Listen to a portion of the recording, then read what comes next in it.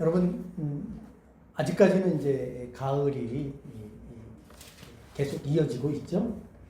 가을이 오면 나무마다 이제 단풍의 아름다움 때문에 우리가 참 가을이라는 그 계절을 좋아합니다.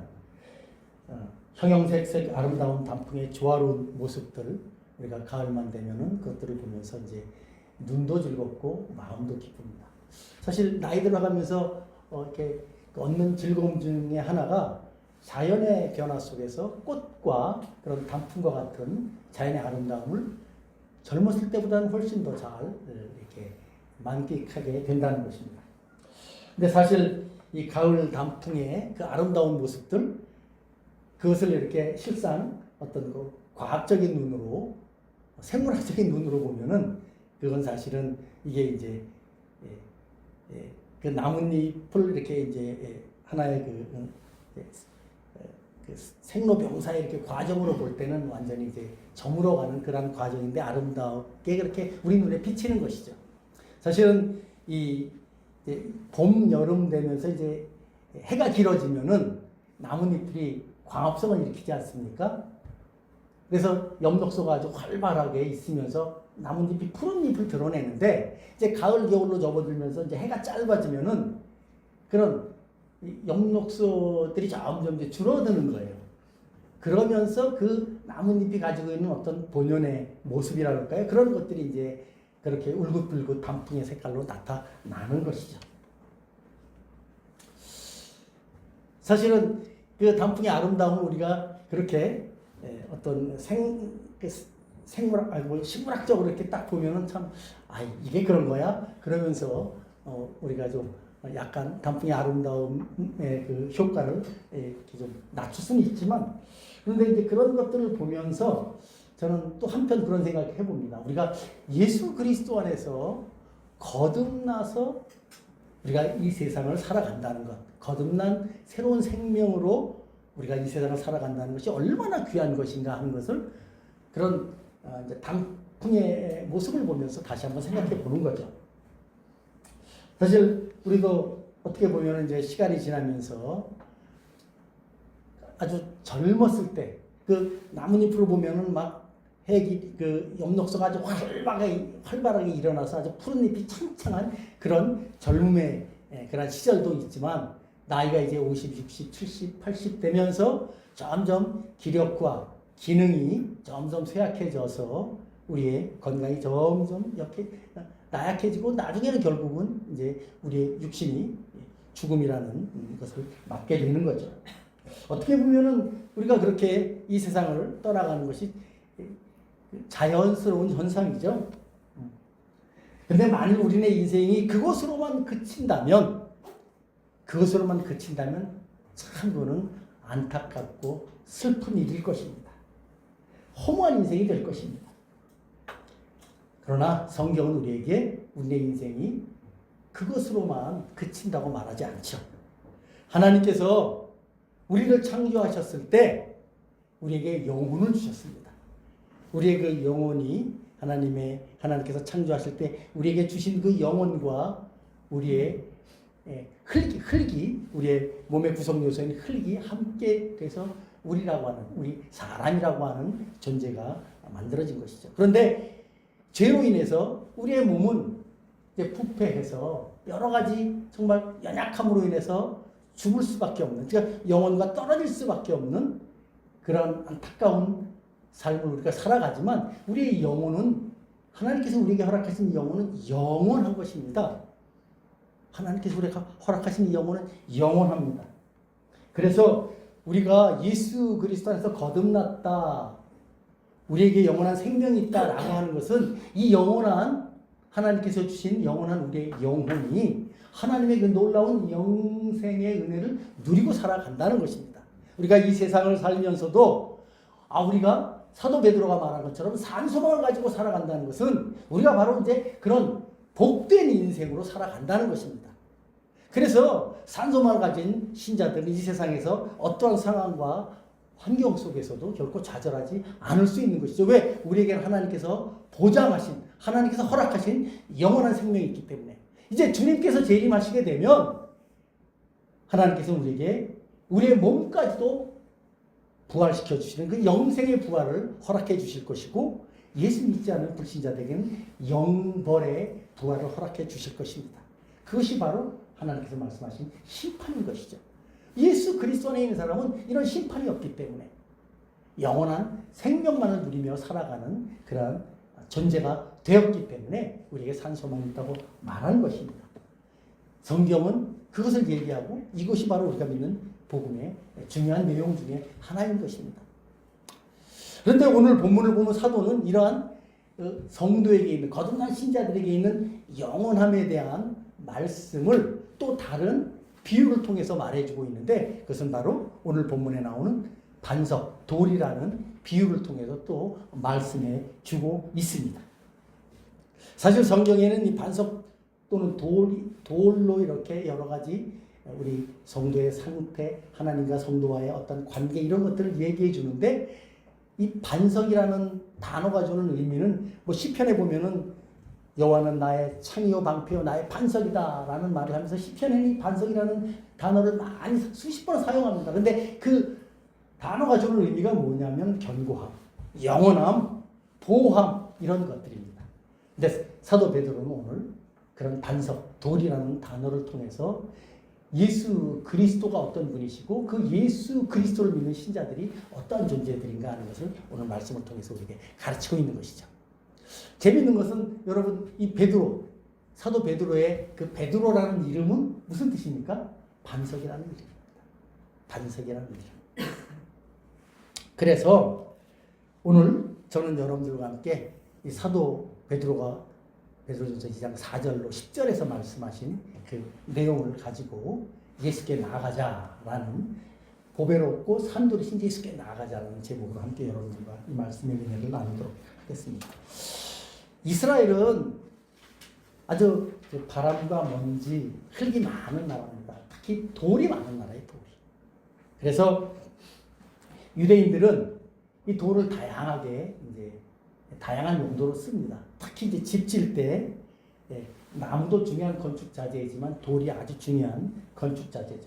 특별히 집에 가장 중요한 어떤 기초를 놓을 때는 반드시 돌을 사용할 수밖에 없습니다. 그런데 그 과정 속에서, 돌의 기초속을 만드는 과정 속에서 이제 기초속이 되지 않고 이렇게 버려지는 돌들이 있습니다.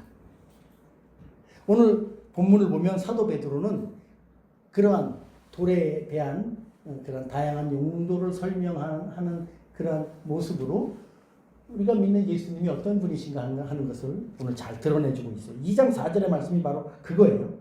2장 4절을 제가 한번 다시 읽어볼게요. 사람에게는 버림바가 되었으나 하나님께는 택하심을 입은 보배로운 산돌이신 예수께 나아가라. 이런 말씀을 하십니다. 이 말씀에서 사도는 무슨 얘기를 하냐면은 예수님은 하나님께서 택하신 아주 보배로운 산돌이다. 그런데 그 예수님을 사람들은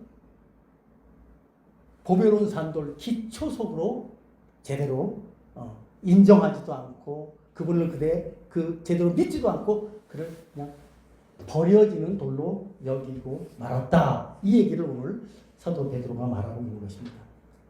집으로 비유하자면 예수님은 하나님의 집의 모퉁이 돌, 즉 제일 중요한 주춧돌이었는데, 건축자들인 이스라엘은 주춧돌인 예수님을 알아보지 못해서 버려버렸다는 것이죠. 성경에 이런 내용들이 많이 나옵니다. 구약 성경에도 이런 내용들이 나오지만 신약 성경을 보면 요한복음 1장 11절에 사도 요한이 이런 얘기를 합니다. 자기 땅에 오매, 누가? 예수님께서 자기 땅에 오셨는데 자기 백성이 영접지 아니했다. 무슨 말입니까? 그러니까 하나님께서는 예수 그리스도를 하나님의 집에 주춧돌로 이제 그 백성 가운데 보내주셨는데 그 백성들이 그걸 발견하지 못하고 그것을 제대로 알지 못하고 버렸다는 거예요. 그러나 그의 백성들이 예수님을 보배로운 산돌로 영접하고 받아들이지 않았다고 해서 예수님께서 그 역할을 제대로 하지 못하셨습니까? 그렇진 않죠. 그렇진 않습니다. 예수님께서는 충분히 이 땅에 오셔서 당신이 하셔야 할 일을 다 하셨습니다. 이스라엘 백성들은 예수님을 메시아로 인정하지 않아서 그를 십자가에 못 박아 죽였지만 그러한 그들의 행동은 예수 그리스도의 그리스도 되심을 더욱더 분명하게 드러낸 것이죠. 그래서 후에 사도들은 사도행전에서 이렇게 예수님에 대해서 선포하고 있습니다. 사도행전 4장 11절과 12절의 말씀을 보면 아주 이 내용이 잘 설명되어 나옵니다. 우리 한번 성경 찾아보겠습니다. 사도행전 4장 11절과 12절의 말씀입니다.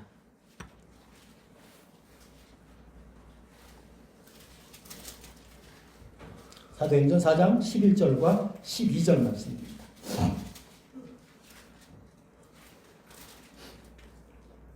자, 우리 다 찾으셨으면 한번 같이 읽어보도록 하겠습니다. 시작. 이 예수는 너희 건축자들의 버린 돌로서 진모퉁이의 머릿돌이 되었느니라. 다른 이로서는 구원을 받을 수 없나니 천하 사람 중에 구원을 받을 만한 다른 이름을 우리에게 주신 일이 없음이라 하였더라. 사도들이 무슨 얘기를 하고 있습니까? 너희들이 버린 돌이 실제로는 하나님의 집에 모퉁이 돌 기초석이 되었다. 하나님께서는 이 예수님, 기초석이신 예수님 외에 다른 구원받을 만한 이름을 주신 일이 없다라고 사도들은 이스라엘 백성들에게 말하면서 그들이 십자가에 못 박으신 예수가 바로 그리스도이심을 분명하게 선언하고 있습니다.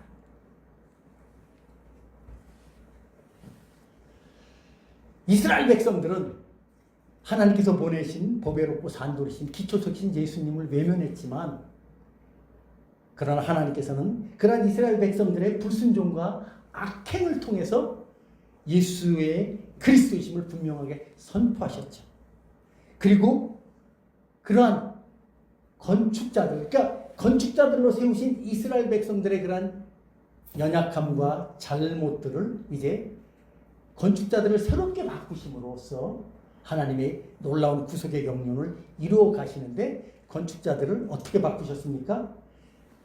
이스라엘, 혈통적인 이스라엘이 아닌 그 참 기초석 대신 하나님께서 보내신 보배롭고 산돌이신 예수 그리스도를 그리스도로 믿고 고백하는 이 땅의 많은 믿음의 사람들을 이제 하나님의 건축자들로 세워 주신 것입니다. 혈통적인 이스라엘이 아닌 영적인 이스라엘을 하나님의 거룩한 백성들로 세워 가신 것이라는 거죠. 사도는 오늘 이 말씀을 통해서 그 사실을 이야기하고 있는 것입니다. 지금 여러분들이 이 땅 가운데서 예수 믿는 그 신앙 때문에 고통당하고 있습니까? 고난당하고 있습니까? 여러분들은 바로 하나님께서 하나님의 나라에 하나님의 집을 건축하는데 귀한 건축자들이 되신 사람들입니다 라고 오늘 이 말씀을 통해서 말하고 있는 것입니다. 자, 그렇다면 하나님께서 보내신 모퉁이 돌을 알아보게 된 건축자들, 오늘날 예수 그리스도를 믿는 저와 여러분들, 교회와 성도들, 그들이 어떻게 이 땅 가운데서 이제 하나님 나라를 세워 가야 합니까?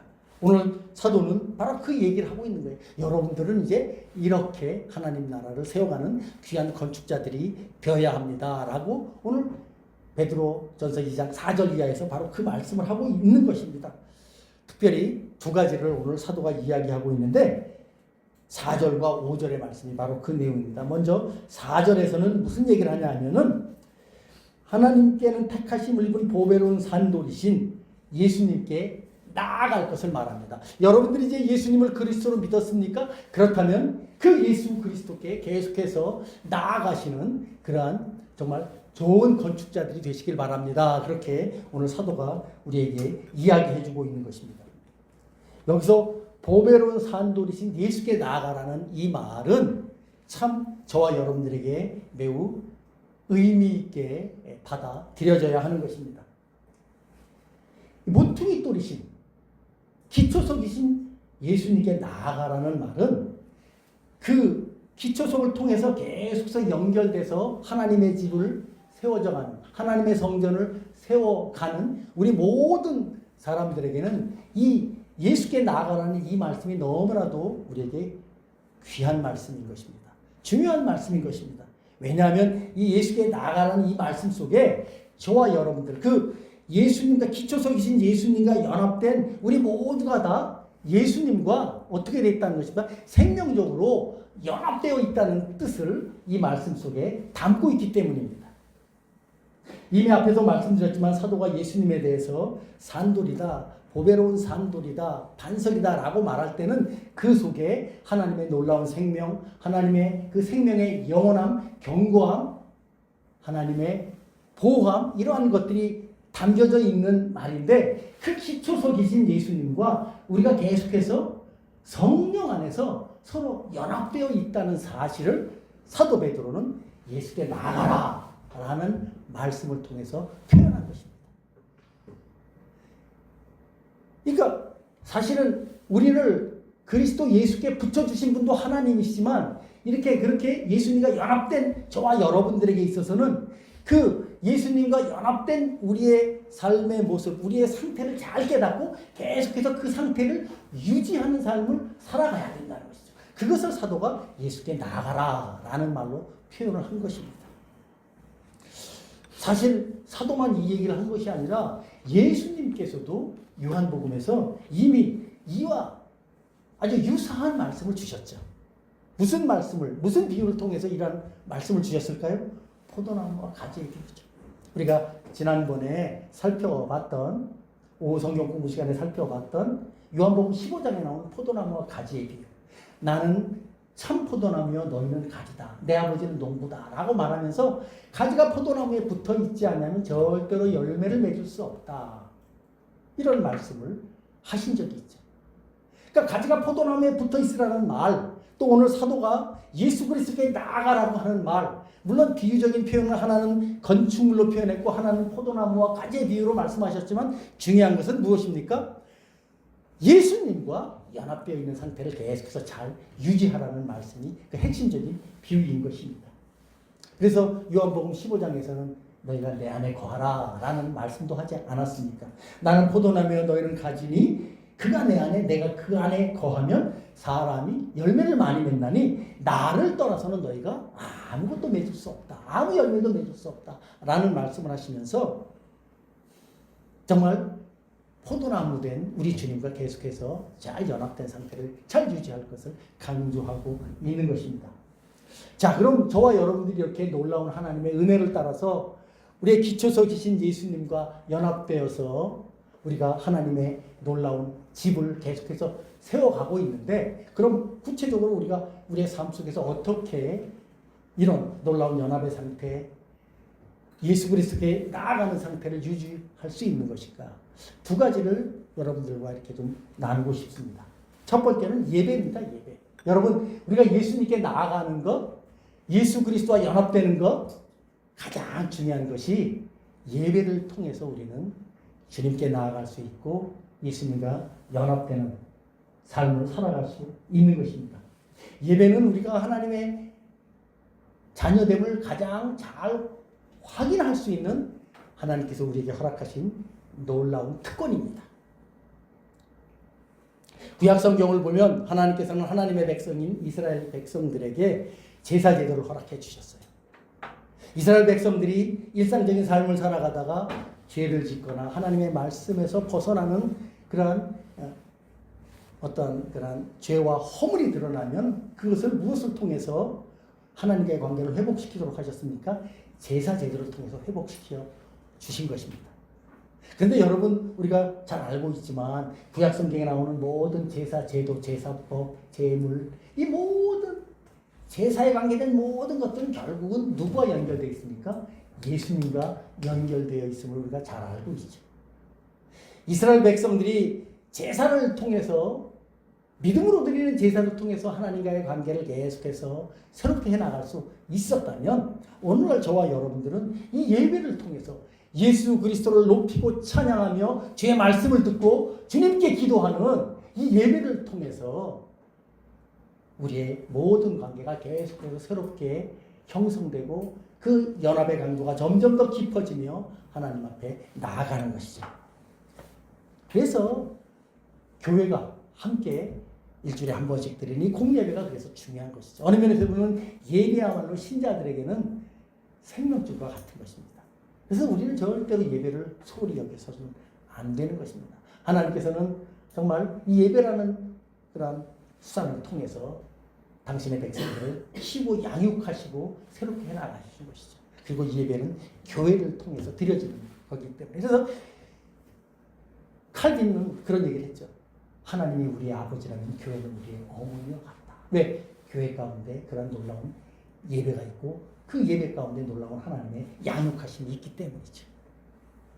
그래서 예배가 너무나 중요합니다.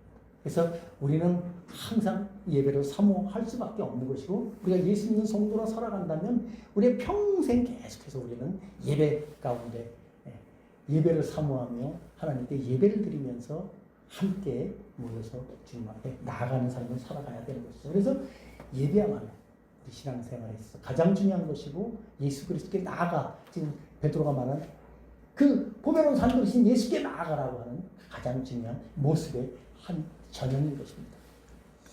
예배가 이처럼 중요할 뿐 아니라 두 번째로 예배뿐만이 아니라 우리의 일상적인 삶 역시도 우리가 예수께 나아가는 가장 중요한 모습 중에 하나인 것입니다. 어떻게 보면 예배는 우리 성도 한 사람 한 사람이 이제 교회 머리신 주님께 예배드리고 주님과 함께 연합함으로써 우리들이 서로 한 지체라는 것을 확인하죠. 그러나 우리가 우리의 삶의 현장에서 우리의 삶의 현장에서 살아갈 때는 우리는 누구와 맞닥뜨려 살아가고 있습니까? 세상과 맞닥뜨려 살아가고 있습니다. 그 세상과 맞닥뜨려 살아갈 때 세상 속에서 우리가 누구를 드러내야 됩니까? 그리스도의 사랑과 은혜를 드러내는 그러한 신자로 살아가는 것이죠. 그렇게 드러나는 것입니다.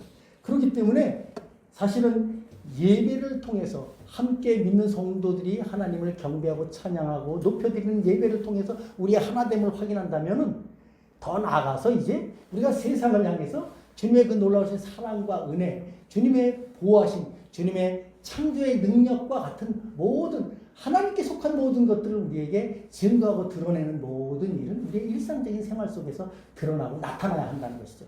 이건 역시 예배 못지않게 중요한 것이죠. 왜냐하면 하나님께서 우리를 당신의 거룩한 교회로 부르시고 당신의 거룩한 자녀로 부르신 이유가 바로 이들에게 이라는 것들을 드러내서 그것을 통해서 하나님을 높이고 하나님께로 다시 택한 백성들을 또 다른 무리에 있는 택한 백성들을 돌아오게 하시는 놀라운 통로로 그런 대사로 그런 사람으로 우리를 삼아주셨기 때문이죠. 그래서 그 로마서 12장 1절과 2절을 보면 이런 놀라운 하나님의 택함받은 놀라운 믿음의 은혜를 받은 성도들이 이 땅 가운데서 이 세상 가운데서 어떻게 살아야 될 것인가 하는 것을 분명하게 가르쳐 주셨는데 이렇게 가르쳐 주셨죠. 로마서 12장 1절과 2절을 보면 이런 말씀이 있습니다. 그러므로 형제들아 내가 하나님의 모든 자비하심으로 너희를 권하니 너의 몸을 하나님이 기뻐하시는 거룩한 산제물로 드리라. 이는 너희가 드릴 영적 예배니라. 그러니까 몸을 하나님께서 기뻐하시는 거룩한 산제물로 드리라는 것이 결국은 뭡니까? 우리의 삶이 우리의 시간, 우리의 돈, 우리의 삶이 이 세상 속에서 그런 하나님께 드려지는 거룩한 영적 제물로서의 삶이 되어야 한다는 것이죠. 그런데 그 삶이 어떻게 드러나야 되겠습니까? 예수님께서 우리에게 주신 말씀, 하나님을 사랑하고 내 이웃을 내 몸처럼 사랑하라고 하신 그 말씀을 통해서 드러나야 됩니다. 우리가 사람을 사랑한다는 것, 다른 사람을 사랑한다는 것, 나 자신을 사랑하듯이 다른 사람을 사랑한다는 것 쉽지가 않지. 우리의 힘으로 되어지지 않습니다. 왜? 우리는 다른 사람 사랑하기보다는 나 자신 사랑하고 나를 보호하기 위해서 다른 사람을 향해서 때로는 피해를 주기를 서슴지 않는 그런 죄악된 본성이 있었던 사람들입니다. 그런 우리를 이제 예수님께서 당신의 보혈로 구속해 주셨어요. 하나님의 사랑을 증거하고 드러낼 수 있는 사람으로 만들어 주셨어요. 그럼 우리들이 그들을 향해서 어떻게 살아가야 되겠습니까? 친절을 베풀고 호의를 베풀고 때로는 인내하기도 하고 어쨌든 우리가 다른 사람을 사랑하는 다양한 방법과 모습들 그러한 형태들을 성경 말씀을 통해서 다양하게 가르쳐주고 있지 않습니까? 우리가 말씀을 통해서 다른 사람을 향해서 주님께서 우리를 사랑하셨듯이 우리도 주님께서 우리를 사랑하셨듯이 우리가 그만큼 사랑할 수는 없겠지만 그러나 주님께서 우리를 사랑하신 그 큰 사랑 때문에 우리도 다른 사람을 향한 그런 사랑과 호의의 마음, 좋은 마음을 품고 그들을 대하면서 우리가 이 세상을 살아가야 되는 것이죠. 그것이 바로 저와 여러분들이 이 세상을 살아가는 삶의 모습이고 신자의 삶의 모습인 것입니다. 그게 바로 오늘 사도 베드로가 말한 예수께 나아가는 그런 모습 중에 하나죠. 예배를 통해서 우리가 함께 예수께 나아가고 우리의 삶을 통해서 예수 그리스도가 그들에게 드러날 수 있도록 우리의 삶을 통해서 우리의 말과 언행을 통해서 예수 그리스도를 드러낼 수 있는 것. 그것이 바로 우리가 예수께 나아가는 또 다른 모습인 것입니다. 사도는 오늘 그 얘기를 해주고 있는 것이에요. 그래서 4절에서 예수께 나아가라는 말은 그런 말씀을 통해서 증거하고 있고 5절에서는 이제 그런 우리가 삶을 살아갈 때 우리의 삶이 어떻게 드러나고 있는가 하는 것을 이렇게 얘기하고 있습니다. 5절에 보면 너희도 산돌같이 신령한 집으로 세워진다. 그렇게 살아갈 때 여러분들이 산돌같이 신령한 집으로 세워진다. 그러니까 예수 그리스도 뭐 그런 얘기를 하죠. 뭐 소위 작은 예수라는 말도 합니다. 예수를 닮아가는 사람이라고 말을 합니다. 뭐 작은 예수라는 말은 저는 별로 썩 좋아하지 않습니다. 예수님과 그런 예수를 닮아가는 사람. 그러니까 예수님께서 보배로운 산돌이신데 우리가 그 주님을 모시고 있기에 그 예수 그리스도의 영을 모시고 있기에 우리의 삶이 예수를 조금이라도 닮아가는 삶이다. 그러면 참 귀하고 복된 것이죠. 그런 너희도 산돌같이 신령한 집으로 세워지고 예수 그리스도로 말미암아 하나님이 기쁘게 받으실 신령한 제사를 드릴 거룩한 제사장이 될지니라. 이제 사도는 지금 그 얘기까지 하는 거예요. 여러분들이 그렇게 신령한 집으로 세워지고 여러분들이 그런 거룩한 제사장의 모습으로 드러나야 될 것입니다. 라고 말하고 있는 것입니다. 실제로 구약성경에 나와 있는 제사장은 하나의 그림자요 모형이고 실제 참된 제사장은 누굽니까? 예수님이시죠. 그런데 오늘 사도는 이 말씀을 통해서 무슨 얘기를 하냐면 여러분들이 바로 그런 제사장과 같은 역할을 하는 사람 아닙니까? 이렇게 지금 말하고 있는 것입니다. 사실 어느 면에서 보면 이 말씀이 하나님께서 우리를 왜 구원하셨는가 하는 것을 잘 알게 해주시는 말씀이에요. 우리를 구원하신 가장 큰 이유는 오늘 이 5절에 있는 말씀처럼 정말 산돌같이 신령한 집으로 세워지도록 하시기 위함이고 우리가 예수님처럼 거룩한 제사장의 역할을 하도록 하시기 위함이라는 것이죠. 우리는 그런 삶을 살아가도록 예수님께서 우리를 택한 백성 삼아 주셨다는 것이죠. 그런데 오늘 본문을 보면 이런 거룩한 제사장이 될지니라 거룩한 성전으로 지어가라 이런 말씀을 주시면서 안타까운 말씀을 한 구절 또 하고 있습니다. 6절 이하 8절까지 안타까운 말씀을 하고 있어요. 그 6절 이하 8절의 말씀은 뭐냐면은 이런 말씀이죠. 제가 다시 한번 읽어보겠습니다. 6절부터 8절까지의 말씀. 성경에 기록되었으되 보라 내가 택한 보배로운 모퉁이 돌을 시온에 두노니 그를 믿는 자는 부끄러움을 당하지 아니하리라 하였으니 그러므로 믿는 너희에게는 보배이나 믿지 아니하는 자에게는 건축자들의 버린 그 돌이 모퉁이의 머릿돌이 되고 또한 부딪히는 돌과 걸려 넘어지게 하는 바위가 되었다 하였느니라.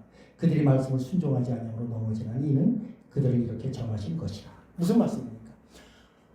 앞서 말씀드렸지만 하나님께서는 예수 그리스도를 정말 보배로운 산돌이신 하나님의 집에 놀라운 기초석으로 삼아주셨고 이스라엘 백성들로 하여금 그 예수를 믿고 아름다운 집으로 지어지도록 하나님께서 모든 기회를 제공해 주셨는데 이스라엘은 그 보배로운 산돌이신 기초석이신 예수님을 깨닫지 못하고 그 주님을 그냥 던져버렸다는 것이죠.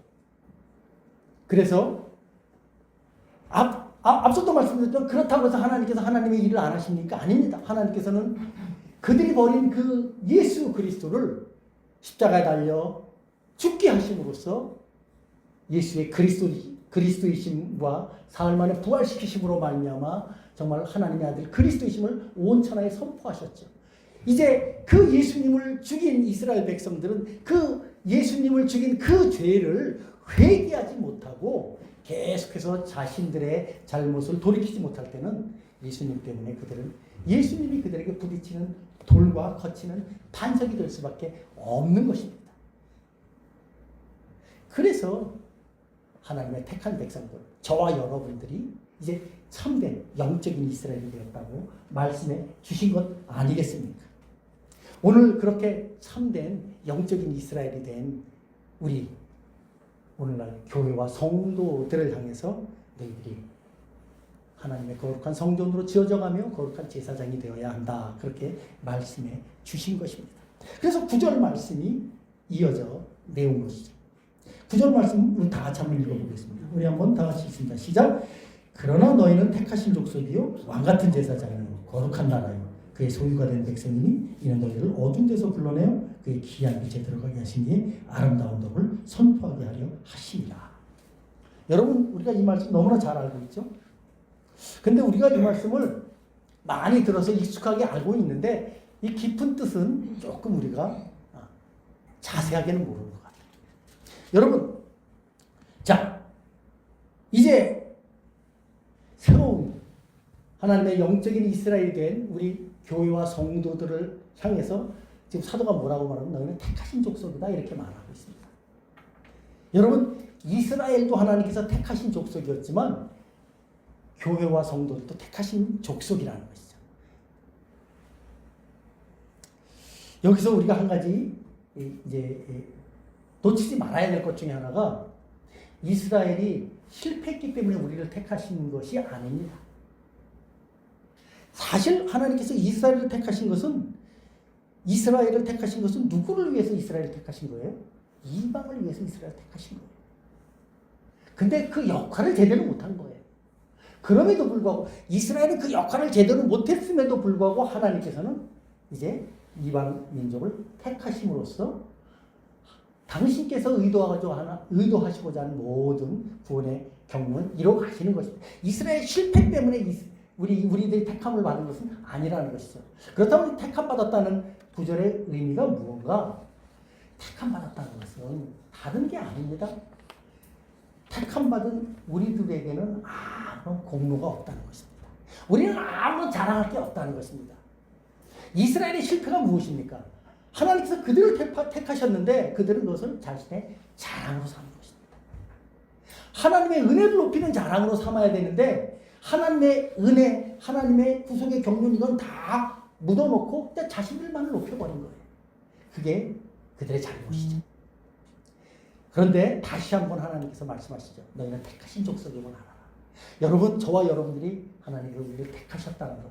하나님께서 우리를 택하셔서 우리가 예수 그리스도를 믿게 되고 예수 그리스도의 십자가의 사랑을 알게 되고 예수의 부활을 믿게 됐는데 그것은 우리에게 공로가 있는 것이 아니라 하나님의 은혜 때문이라는 사실을 우리가 늘 기억하면서 살아가라는 뜻입니다. 아, 하나님께서 나를 택하셨어? 뿌듯하구나. 예, 뿌듯해야죠. 그런데 나를 자랑하는 뿌듯함으로 그것이 발현돼서는 안 되고 예수 그리스도, 나를 택하신 예수 그리스도, 하나님의 은혜를 증거하고 드러내는 뿌듯함으로 나타나야 된다는 것이죠. 그럴 때 하나님께서 우리를 택하셨다는 말씀의 참된 의미를 잘 드러내는 것입니다. 두 번째로 왕같은 제사장이라는 것도 우리가 잘 알고 있는 것 같은데 우리가 놓치고 있는 부분들이 있습니다. 우리는 보통 왕같은 제사장 그러면은 왕도 대단한 직분이지만 제사장도 대단한 직분 아닙니까? 우리가 생각하는 왕은 뭡니까?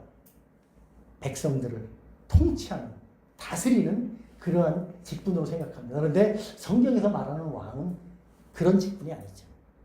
여러분, 이스라엘 백성들에게 진정한 왕은 오직 하나님 한 분이셨습니다.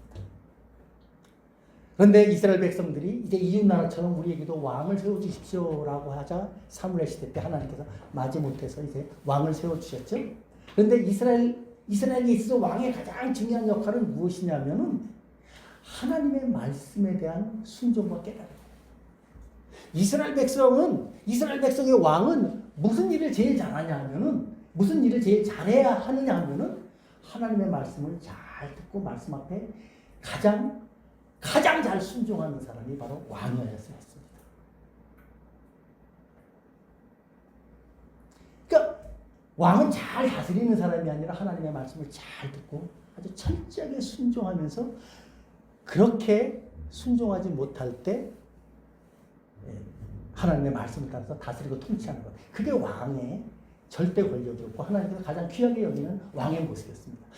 다윗이 그나마 이스라엘의 선한 왕의 표준이 될 수 있었던 이유는 다윗이 그나마 그것을 제일 잘했기 때문에.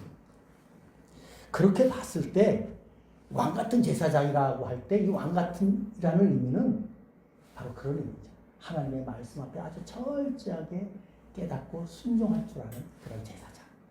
제사장은 또 뭡니까? 제사장은 이스라엘 백성들에게 제사장은 하나님과 죄를 지은 백성들 사이에 연결시켜주는, 제사를 드려주는 그런 역할이죠. 자기 자신을 위해서 존재하는 게 아니라 하나님을 위해서 또 백성들을 위해서 존재하는 그런 역할을 하는 사람이 제사장이죠. 자, 그럼 오늘날 우리에게 이제 예수 믿는 성도된 우리들에게 왕 같은 제사장이라고 말할 때 우리의 역할이 뭐냐 하는 거죠. 하나님께서 우리를 구원하신 것은 아까 말씀드렸잖아요.